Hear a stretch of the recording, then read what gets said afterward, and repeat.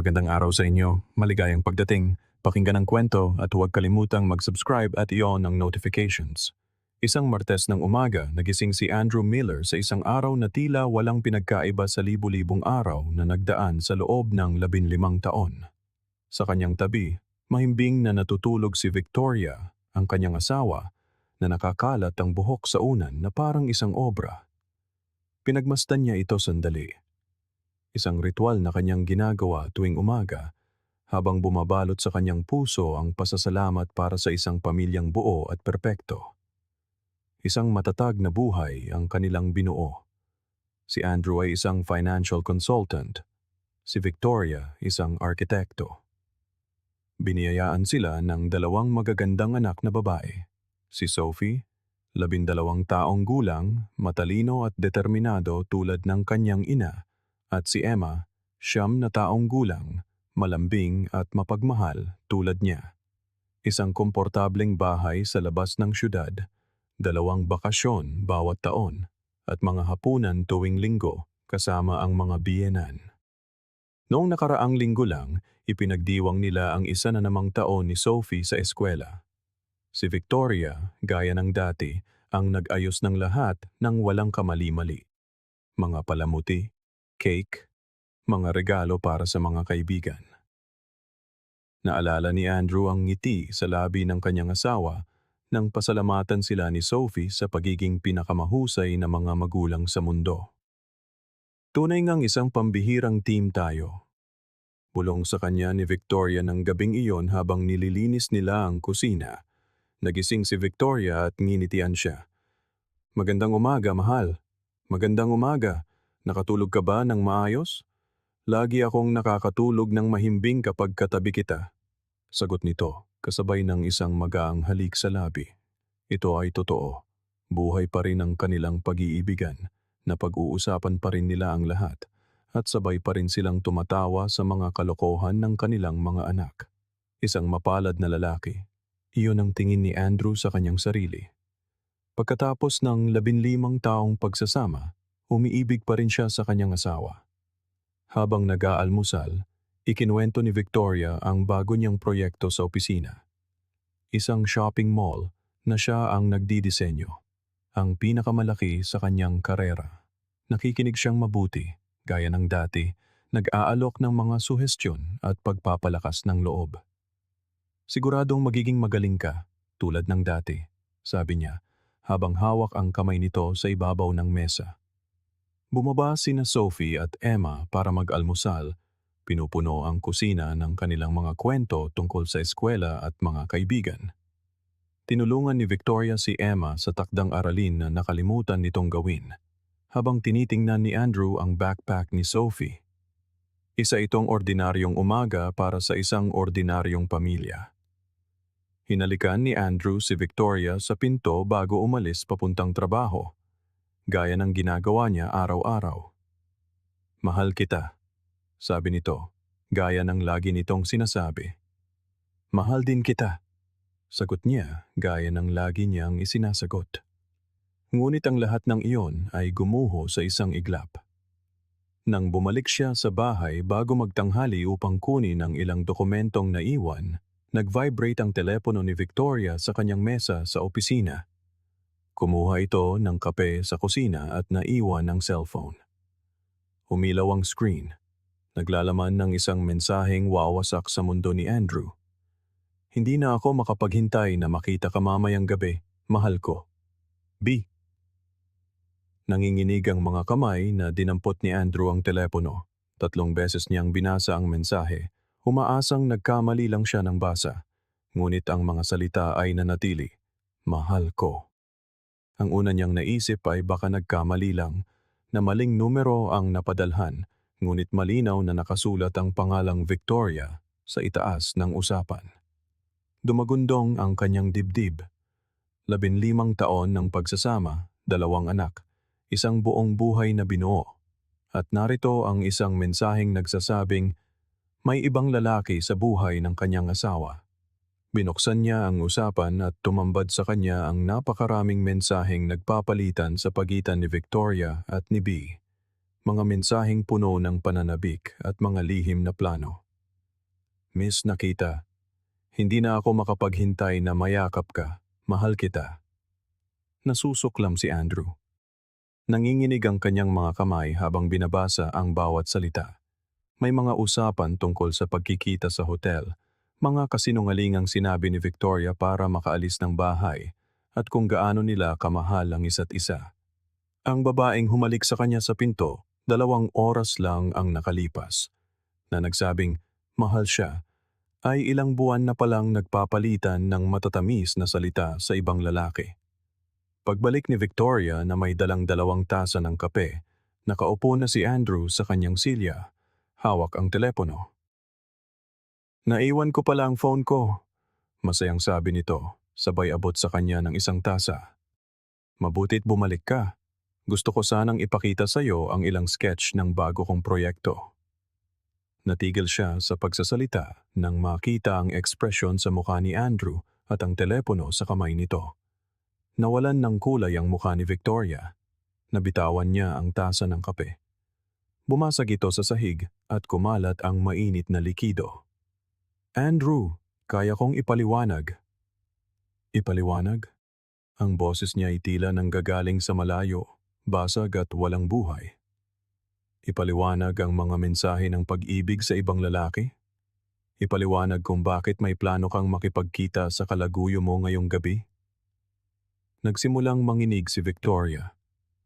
Hindi iyan ang iniisip mo. Hindi? Biglang tumayo si Andrew. Kung ganoon, sabihin mo sa akin kung ano ito. Ipaliwanag mo kung sino itong B na tumatawag sa iyong mahal ko at sinasabi mong mahal mo rin. Ilang beses na bumuka at sumara ang bibig ni Victoria, walang mabuong salita. 15 taon, Victoria. 15 taon ng pagsasama, 2 anak, 1 pamilya, tapos niloloko mo ako? Andrew, pakiusap. Hayaan mo akong magpaliwanag. Ipaliwanag ang ano? Na may 2 kang buhay? Na nagsisinungaling ka sa akin araw-araw? Na kapag hinahalikan mo ako sa umaga at sinasabing mahal mo ako, lahat ng iyon ay mga salitang walang laman. Nagsimulang umiyak si Victoria. Mahal talaga kita, Andrew. Mahal ko ang pamilya natin. Sinungaling. Sigaw niya sa unang pagkakataon sa loob ng 15 taon nilang relasyon. Hindi mo niloloko ang taong mahal mo. Hindi ka nagsisinungaling sa taong mahal mo. Hindi ka nagpaplano ng mga lihim na pagkikita kung mahal mo ang pamilya mo. Umibig ako, hagulgol niya sa gitna ng mga luha. Umibig ka. Inulit ni Andrew ang mga salita na para bang lason na dumadaloy sa kanyang dila. At paano naman tayo? Paano sina Sophie at Emma? Ang pamilyang binuo natin, wala na bang halaga sa'yo? Lahat ito mahalaga. Kaya nga sinubukan kong itago para hindi masira ang pamilya natin. Para hindi masira? Mapait na tumawa si Andrew. Victoria, sinira mo na.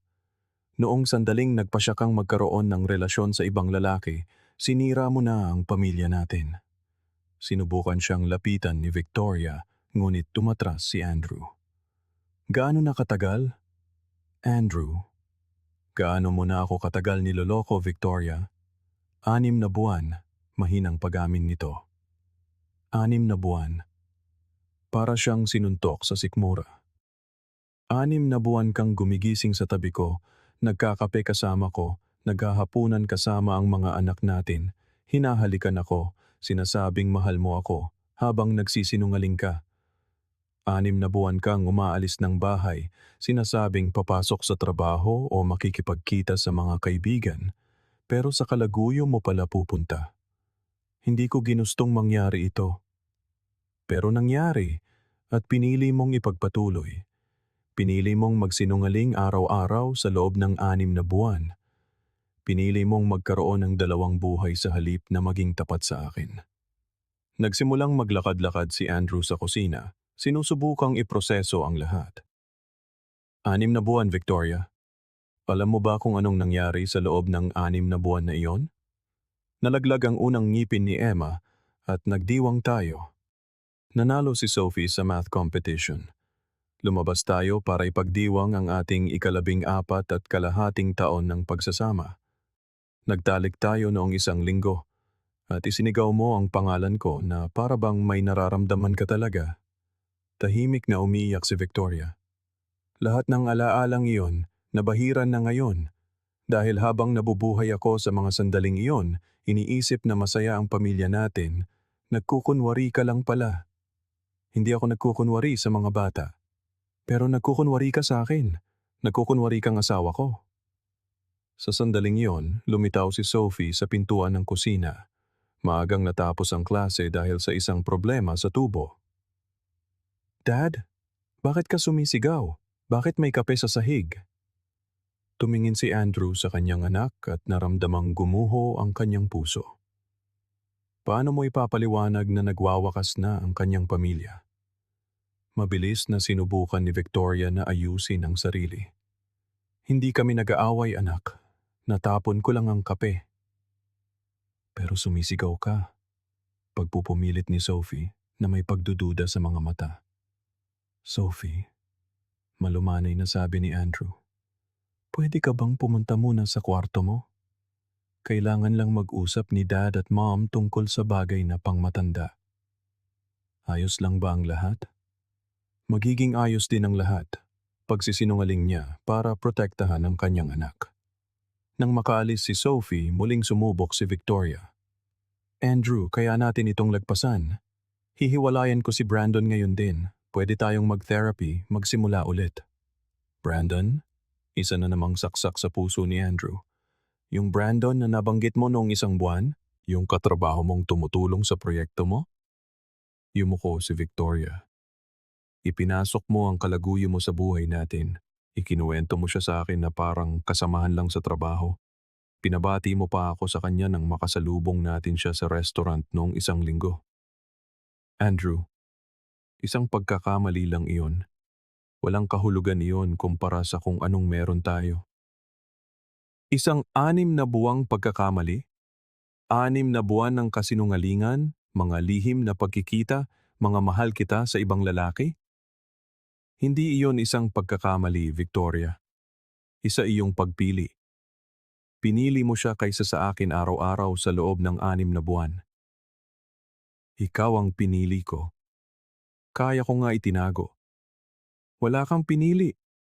Gusto mo pareho. Gusto mo ang katatagan ng pamilya at ang kilig ng pakikipagrelasyon. Pero hindi ganyan ang takbo ng buhay. Hindi mo pwedeng makuha ang pareho. Pumunta si Andrew sa kwarto at sinimulang ilabas ang mga damit ni Victoria mula sa aparador. Anong ginagawa mo? Sumunod si Victoria desperado. Inililigpit ang mga gamit mo. Andrew, tama na. Mag-usap tayo. Wala na tayong dapat pag-usapan, Victoria. Nakapili ka na. Ngayon, ako naman ang pipili. Anong pagpili? Pinipili kita. Pinipili ko ang pamilya natin. 6 na buwan na ang huli, isip ni Andrew habang patuloy sa pag-iimpake. May 1 oras ka para tapusin ang pag-iimpake at umalis sa bahay na ito. Hindi mo ako pwedeng paalisin sa sarili kong bahay. Kaya ko. Ang bahay na ito ay para sa pamilya natin at tumigil ka ng maging parte ng pamilyang ito noong sinimulan mo itong pagsinungalingan. Natataranta si Victoria. At ang mga bata, mga anak ko sila. At mananatili silang mga anak mo. Pwede mo silang makita kahit kailan mo gusto, pero sa akin sila titira. Andrew, pakiusap. Alam mo ba kung ano ang pinakamasakit, Victoria? Hindi ang mismong kataksilan. Ang masakit ay malaman na kaya mo akong tingnan sa mata at pagsinungalingan sa loob ng 6 na buwan. Ang malaman na habang sinasabi mong mahal mo ako, ibang lalaki pala ang iniisip mo. Ang malaman na habang pinaplano ko ang kinabukasan natin, nagpaplano ka pala ng mga lihim na pagkikita. Naupo si Victoria sa kama at humagulgol. Nagawa ko ang pinakamalaking pagkakamali, pero mas mahalaga ang pamilya natin kaysa dito. Magiging mahalaga sana ang pamilya natin kung inisip mo muna iyon bago ka nagtaksil. Andrew, kailangan ng mga bata ang kanilang ina. Kailangan ng mga bata ng inang nagbibigay ng halimbawa ng katapatan at integridad, hindi isang taong nagsisinungaling sa sarili niyang pamilya. Sinisira mo ang buhay ng mga anak mo dahil lang sa pride. Ako ang sumisira? Hinarap siya ni Andrew, puno ng galit ang mga mata. Isang oras ko palang nalaman ang tungkol dito. 6 na buwan ka nang nanloloko. Sino ang sumisira sa buhay ng mga anak natin? Walang naisagot si Victoria. Tinapos ni Andrew ang pag-iimpake sa isang maleta at iniabot ito sa kanya. 40 minuto na lang. Bumaba siya para kausapin ang mga anak. Nasa sala sina Sophie at Emma, halatang may nararamdamang mabigat na nangyayari. Mga anak, may kailangan tayong pag-usapan. Aalis ba si Mom? Direktang tanong ni Sophie. Nagulat si Andrew sa talas ng pakiramdam ng anak. Oo. Nagsimulang umiyak si Emma bago pa man lubusang maintindihan ang lahat. Ayokong umalis si Mommy. Alam ko, Emma. Ayoko rin, pero minsan may mga ginagawa ang mga matatanda na nagbabago sa lahat. Anong ginawa ni Mom? Tanong ni Sophie. Huminga ng malalim si Andrew. Paano mo ipapaliwanag ang kataksilan sa isang 2 anyos? Umibig si Mommy sa iba. Pero mahal ka na niya, nalilitong sabi ni Emma. Mahal niya ako noon, Emma. Pero ngayon, may iba na rin siyang gusto. Naintindihan agad ni Sophie.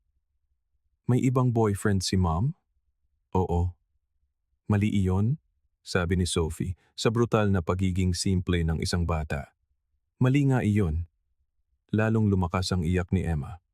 Pero gusto ko magkasama pa rin kayo. Niyakap ni Andrew ang 2 anak. Alam kong mahirap, pero nandito pa rin si Mom at si Dad para sa inyo. Sa magkaibang bahay na lang kami titira. Bakit pumili si Mom ng ibang lalaki?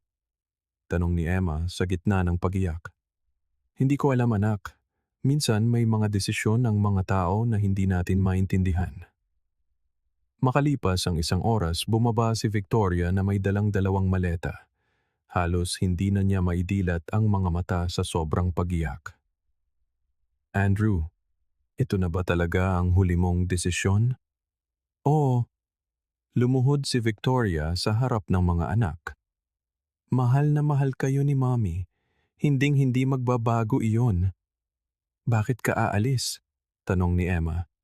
Dahil may nagawa si Mommy na masamang-masama na nakasakit kay Daddy. Pwede ka namang mag-sorry, suhestyon ni Emma, sa inosenteng pag-iisip ng isang 9 na taong gulang. Nag-sorry na ako, anak, pero may mga bagay na hindi na kayang ayusin ng sorry lang. Tumayo si Sophie. Mom, mas mahal mo ba yung ibang lalaki kaysa sa amin? Hindi. Kayo ang pinakamahal ko sa buong mundo. Kung ganoon, bakit siya ang pinili mo? Hindi alam ni Victoria kung paano sasagutin. Hinalikan niya ang 2 anak at naglakad papunta sa pinto. Pwede ko ba silang kunin sa weekend? Pwede, sagot ni Andrew. Umalis si Victoria dala ang mga maleta ng hindi lumilingon. Nang gabing iyon, sa unang pagkakataon sa loob ng 15 taon, natulog si Andrew ng mag-isa sa kanilang kama. 2 beses siyang pinuntahan ni Sophie sa kwarto para tanungin kung ayos lang siya. Nagkaroon ng bangungot si Emma at nagising na umiiyak. Tinatawag ang kanyang ina. Ang mga sumunod na araw ang naging pinakamahirap sa buhay ni Andrew. Kinailangan niyang matutunan kung paano maging ama at ina ng sabay, asikasuhin ang bahay, ang trabaho, at ang emosyonal na pangangailangan ng kanyang mga anak. Tumatawag si Victoria araw-araw, ngunit laging tensyonado at maikli ang kanilang usapan. Nakipaghiwalay na raw siya kay Brandon at gusto nang umuwi. Hindi ganon kadali, Victoria, laging sagot ni Andrew. Pero tinapos ko na, wala na akong ibang kinikita. At nabubura ba noon ang 6 na buwan ng kasinungalingan? Magagawa ba noon na magtiwala ulit ako sa'yo? Walang naisasagot si Victoria sa tanong na iyon. Makalipas ang 2 linggo, dumating si Victoria para kunin ang mga bata para sa unang weekend nila sa bago nitong tirahan, isang maliit na apartment na inupahan nito. Kamusta ka na? Tanong nito sa pinto. Natututong mabuhay sa isang buhay na hindi ko pinili. Tapat na sagot ni Andrew. Andrew, hiwalay na kami ni Brandon. Wala nang iba. Pwede ba nating subukan ulit? Victoria, paano ako magtitiwala na hindi magkakaroon ng isa pang Brandon? Paano ko paniniwalaan ang anumang salitang lalabas sa bibig mo? Hindi ito nakasagot. Ang mga sumunod na buwan ay nagtatag ng isang bagong routine. Naghain ng diborsyo si Andrew at nakuha ang kustodya ng mga bata. Hindi ito tinutulan ni Victoria. Alam na mahirap ipaliwanag ang kanyang kataksilan sa korte. Naka-adjust si Sophie ng maayos. Nagpakita ng kahanga-hangang pag-unawa para sa isang 2 anyos. Tinulungan niya ang ama kay Emma at hindi nagreklamo sa bagong ayos ng kanilang buhay. Si Emma naman ay mas matagal bago natanggap na hindi na magkakabalikan ang kanyang mga magulang. Sa loob ng maraming buwan, lagi niyang tinatanong kung kailan uuwi ang kanilang ina. Minsan may mga desisyon ng mga tao na hindi na pwedeng bawiin, Emma. Matiyagang paliwanag ni Andrew. At kapag nangyari iyon, kailangan nating matutunang mabuhay kasama ang mga kahihinatnan nito. Pero hindi mo ba patatawarin si Mommy? Ang pagpapatawad ay isang bagay, Emma. Ang pagtitiwala ay iba. Kaya kong patawarin ang mommy mo, pero hindi ko na siya kayang pagkatiwalaan. At kung walang tiwala, hindi pwedeng magkaroon ng pagsasama. Ilang beses sinubukan ni Victoria na kumbinsihin si Andrew, pero lagi siyang tumatanggi. Ang 6 na buwan ng kasinungalingan ay sumira sa 15 taon ng tiwala. 1 taon matapos ang lahat, may bago ng kasintahan si Victoria. Nalaman ito ni Andrew mula kay Sophie, na kaswal na nabanggit ang kaibigan ng kanyang ina. Doon napagtanto ni Andrew na tama ang kanyang naging desisyon. Hindi nagtaksil si Victoria dahil hindi siya masaya sa kanilang pagsasama. Nagtaksil siya dahil ganoon siya bilang tao. Isang taong kayang magpanatili ng sabay-sabay na relasyon, kayang magsinungaling sa pinakamahahalagang tao sa kanyang buhay. 2 taon ang lumipas, muling binubuo ni Andrew ang kanyang buhay. Ang mga bata ay nakaangkop na sa bagong katotohanan. Si Sophie, 14 na taong gulang na, ay lubos ng nauunawaan ang dahilan ng diborsyo. Si Emma, 11 taong gulang na, ay namimiss pa rin ang dati nilang pamilya, ngunit tumigil na sa pag-asang magkakabalikan pa sila. Natuto si Andrew ng mahahalagang aral tungkol sa tiwala, katapatan, at halaga ng pamilya. Natuklasan niyang posibleng magsimula muli, posibleng maging masaya ulit, ngunit may mga sugat na nagiiwan ng habambuhay na pilat. Ang kataksilan ay hindi lang sumira sa kanilang pagsasama. Sinira nito ang kamusmusan ng kanyang mga anak, ang kanilang tiwala sa institusyon ng kasal, at ang paniniwalang sapat na ang pag-ibig para mapanatiling buo ang isang pamilya. Ngunit itinuro rin nito sa kanya na mas mahalaga ang pagkakaroon ng prinsipyo kaysa sa pagpapanatili ng isang magandang itsura. Mas mabuting palakihin ang mga anak sa isang tapat na tahanan, kahit pa ito ay wasak, kaysa sa isang tahanang binuo sa kasinungalingan. Nanatiling ina si Victoria sa mga pagbisita tuwing weekend. Ngunit hindi na muling ginusto ni Andrew na malaman ang mga detalye ng buhay nito. Gumawa siya ng kanyang mga pagpili at ngayon ay nabubuhay kasama ang mga kahihinatnan nito. Ang kwento ni Andrew ay nagpakita na ang pagtuklas sa kataksilan ay nakakawasak. Ngunit ang reaksyon sa pagtuklas na iyon ang humuhubog sa kinabukasan ng lahat. Pinili niya ang katapatan kaysa sa kaginhawaan, ang dignidad kaysa sa huwad na kapayapaan.